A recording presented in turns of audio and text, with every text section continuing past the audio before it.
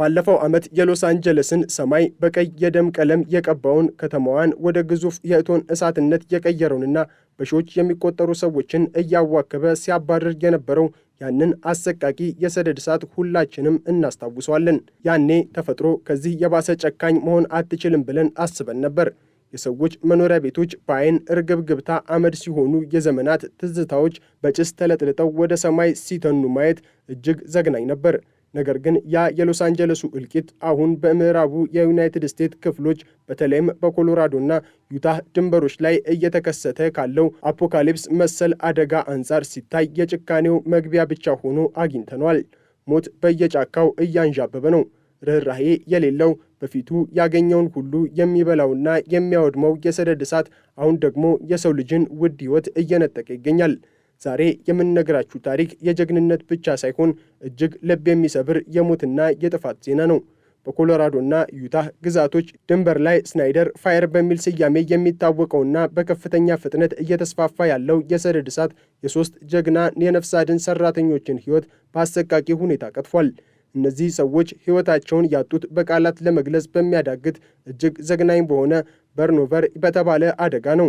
በነፍስ አድን ሥራ ቋንቋ በርኖቨር ማለት እሳት አጥፊዎች እሳቱን ለመቆጣጠር እየሞከሩ ባሉበት ሰዓት እሳቱ ባልታሰበ ፍጥነት አቅጣጫውን ቀይሮ በድንገት ሲከባቸውና ማምለጫ መንገድ ሙሉ በሙሉ ሲዘጋባቸው የሚፈጠር አሰቃቂ ሁኔታ ነው። በዚህ ቅጽበት የሙቀቱ መጠን ብረትን እስከ ማቅለጥ ይደርሳል። ኦክስጅን በአካባቢው ላይ ሙሉ በሙሉ ይሟጠጣል። መተንፈስ አይቻልም። እነዚህ ሦስት ጀግኖችም ማምለጫ ቀዳዳ አጥተው በነበልባሉ መሃል ተቆልፈው ቃል በቃል በእሳት ተበልተው ነው ሕይወታቸው ያለፈው። አስቡት፣ ሰዎችንና ተፈጥሮን ለማዳን የገቡበት ጫካ የራሳቸው መቃብር ሆኖ ቀረ። ዩኤስ ዋይልድ ላንድ ፋየር ሰርቪስ ባወጣው መግለጫ ሌሎች 2 እሳት አጥፊዎችም ከዚሁ የሞት ቀለበት ውስጥ በከፍተኛ የቃጠለው ቁስለት ተርፈው በሆስፒታል የሞትና የሕይወት ትግል እያደረጉ መሆኑን አስታውቋል።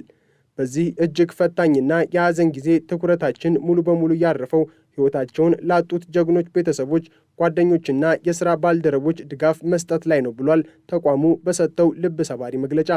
ነገር ግን እነዚህን ጀግኖች የበላው እሳት አሁንም አልጠገበም። እሁድ ጠዋት ላይ ብቻ ከ28,000 ሄክታር በላይ መሬትን ያወደመው ይህ እሳት አሁንም በከፍተኛ ኃይል ወደፊት እየገሰገሰ ነው። የኮሎራዶ ገዢ ጃሬድ ፖሊስ እሳቱን ከዩታ ድንበር ተሻግሮ ወደ ግዛታቸው መግባቱን ተከትሎ በሜሳ ካውንቲ የአደጋ ጊዜ አዋጅ አውጇል። የክልሉ ብሔራዊ ዘብ ወደ ስፍራው እንዲንቀሳቀስም ትዕዛዝ ሰጥቷል። ነገር ግን ችግሩ ያለው እሳቱ ላይ ብቻ አይደለም። ተፈጥሮ ራሷ ከእሳቱ ጋር ያበረች ይመስላል። የብሔራዊ የአየር ንብረት አገልግሎት አርብ ዕለት በታሪክ ታይቶ የማይታወቅና እጅግ ከፍተኛ የሆነ የሰደድ እሳት አደጋ ማስጠንቀቂያ ሰጥቶ ነበር። በተለይ ፎር ኮርነርስ በመባል የሚታወቀው ቀጠና ደረቁ አየርና በሰዓት ከ30 እስከ 60 ማይል የሚገፋው ኃይለኛ ነፋስ ምክንያት ሁኔታው እጅግ አደገኛና ገዳይ ደረጃ ላይ መድረሱን አስታውቆ ነበር። ይህ ነፋስ ለእሳቱ እንደ ቤንዚን ነው የሆነው። የዩታህ የደን ልማት ዳይሬክተር ጄሚ ባርንስ ለሲኤንኤን እንደተናገሩት ይህ ኃይለኛ ነፋስ እሳቱን ከማራገብ አልፎ እሳት አጥፊ አውሮፕላኖች ውሃ ይዘው ወደ ስፍራው እንዳይበሩ ትልቅ እንቅፋትን ፈጥሯል። አውሮፕላኖቹ መብረር ባለመቻላቸው እሳቱ ያለ ገደብ ሲንቀለቀል ቆይቷል። ከዚህ በተጨማሪም ጎልድ ማውንቴን ፋየር የተባለ ሌላው እሳት በኮሎራዶ ኦሬ ካውንቲ ውስጥ በሚገኝ ገደላማ ሻካራ መሬት ላይ የተቀጣጠለ ሲሆን ይህኛው እሳትም በፍጥነት እየተስፋፋ በመሆኑ የአካባቢው ነዋሪዎች ንብረታቸውን ጥለው በአስቸኳይ እንዲለቁ ጥብቅ ትዕዛዝ ተላልፏል። አሁን ይህ ሄሊኮፕተሮችና አውሮፕላኖችን ጨምሮ የፌዴራልና የክልል የነፍስ አድን ኃይሎች ወደ ስፍራው እየተመሙ ነው። ይህ ሁሉ ጥፋት የተከሰተ ያለው ዩናይትድ ስቴትስ 250ኛውን የነጻነት በዓሏን ልታከብር ዝግጅት ላይ ባለችበት ሰዓት ነው። ዩታህ ግዛት ታሪካዊ በሆነ ድርቅ እየተመታች መሆኑና በመቶዎች የሚቆጠሩ የሰደድ እሳቶች በተመሳሳይ ጊዜ እየተነሱ የሀገሪቱን የነፍስ አድን አቅም እያሟጠጡት ስለሆነ የዩታህ ገዢ ስፔንሰር ኮክስ በሚያስገርም ሁኔታ የነጻነት በዓል ርችቶች ሙሉ በሙሉ እንዳይተኮሱ እገዳ ጥሏል። የዩታህ ነዋሪዎች የጁላይ 4ን በዓል ከቤተሰቦቻቸው ጋር ርችት እየተኮሱ ማክበር እንደሚወዱ አውቃለሁ፣ እኔም እወዳለሁ፣ ግን የዘንድሮ ዓመት የተለየ ነው ብለዋል። አክሎም የሁኔታውን አስፈሪነት ሲገልጹ አሁን እያየነው ያለው የእሳት ባህሪ በሕይወት ዘመናቸው ብዙ ያዩና እጅግ ልምድ ያላቸው እሳት አጥፊዎች እንኳን በሕይወታችን እንዲህ አይነት ነገር አይተን አናውቅም ያሉለት አሰቃቂ ክስተት ነው። ነገሩ ምን ያህል ከቁጥጥር ውጪ እንደሆነ ለመረዳት በሶልት ሲቲ የሚገኘው የብሔራዊ የአየር ንብረት አገልግሎት ቢሮ በታሪኩ ለመጀመሪያ ጊዜ በተለየ ሁኔታ እጅግ አደገኛ የሚል ቀይ የጥንቃቄ ደውልን አሰምቷል። ይህ ማስጠንቀቂያ የተሰጠው ማዕከላዊና ደቡባዊ ዩታህን በሚያወድመውና የግዛቲቱን ትልቁን አክቲቭ እሳት በሆነው ኮተንውድ ፋየር ምክንያት ነው። ይህ ኮተንውድ የተባለው የሰደድ እሳት ልክ እንደ አፈ ታሪክ ዘንዶ ያገኘውን ሁሉ እየዋጠ ነው። ከቢቨር ከተማ በስተ ምስራቅ በሚገኘው የፊሽ ሌክ ብሔራዊ ፓርክ ውስጥ የተነሳው ይህ እሳት በጥቂት ቀናት ውስጥ ብቻ ወደ 100,000 ሄክታር የሚጠጋ መሬትን አውድሟል። 100,000 ሄክታር ማለት ከጠቅላላው የሶልት ሌክ ሲቲ ከተማ ስፋት የሚበልጥ ግዙፍ ቦታ ማለት ነው። የሚያስደነግጠው ደግሞ እስከ እሁድ ምሽት ድረስ ይህ እሳት በቁጥጥር ስር የዋለው 0% መሆኑ ነው። ማንም ሊያቆመውም አልቻለም። የክልሉ ባለሥልጣናት ይህ እሳት በዩታህ ታሪክ እጅግ አውዳሚውና ውዱ የሰደድ እሳት ሊሆን እንደሚችል ገምተዋል። በአሁኑ ሰዓት 1200 የሚሆኑ የነፍስ አድን ባለሙያዎች ይህንን ግዙፍ እሳት እየታገሉ ይገኛሉ።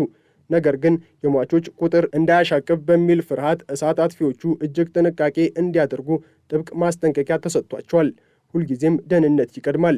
የሆነ ልክ ያለው ነገር ከተሰማቸው ወይንም አደጋ ካዩ ወዲያውኑ ትተው ወደ ደህንነቱ የተጠበቀ ቦታ እንዲያፈገፍጉም ነግረናቸዋል ስትል የአደጋ ጊዜ አስተዳደር ቃል አቀባይ አሊሳ ሜሰን ተናግራለች።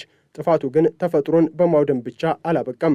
የሰዎችን የዘመናት ላብ፣ የልፋት ውጤትና የህይወት ትዝታዎችን ወደ አመድነት እየቀየረ ነው።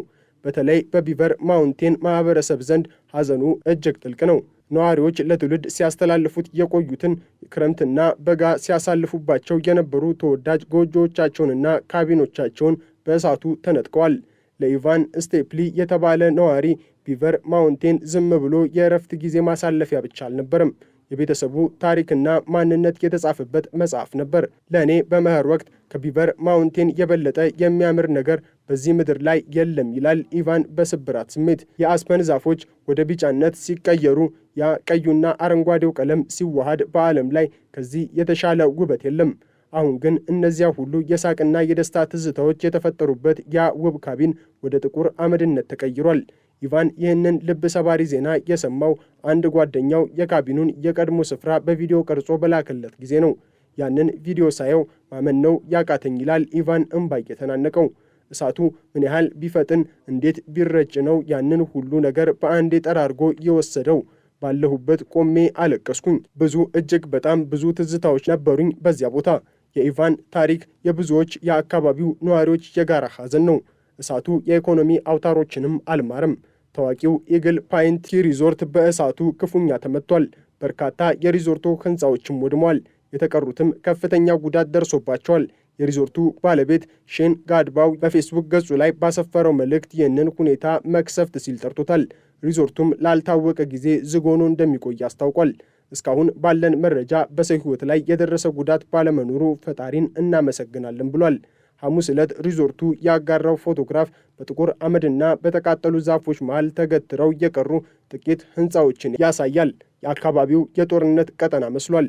ነዋሪዎች እሳቱ ወደ መንደራቸው እየተጠጋ ሲመጣ አርብ ዕለት በፒዩት ካውንቲ ተሰብስበው ነበር። ከሩቅ የነበልባሉ ብርሃን ይታያል። ሸለቆ በጭስ ታፍኗል። በዚያ ስብሰባ ላይ ግሬት ቤዚን ቲም 5 ከተባለው የነፍስ አድን ቡድን የመጣው ኒክ ሼንክ ሰኞ ዕለት ከእሳቱ ጋር ስላደረጉት ትግል ሲናገር ሁሉም በለቅሶ ታጅቦ ነበር ያዳመጠው። እኛ ማድረግ የምንችለውን ሁሉ አድርገናል።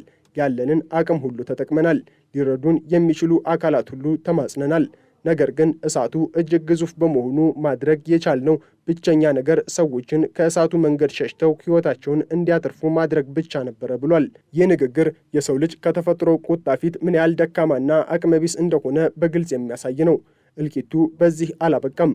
አሁንም ተጨማሪ የሰደድ እሳቶች እንደ አሸን እየፈሉ ነው። በደቡብ ምስራቅ አቅጣጫ ባቢሎን ፋየር የተባለው እሳት በ24 ሰዓት ውስጥ ብቻ ከ300 ሄክታር ተነስቶ ወደ 16000 ሄክታር አሻቅቧል።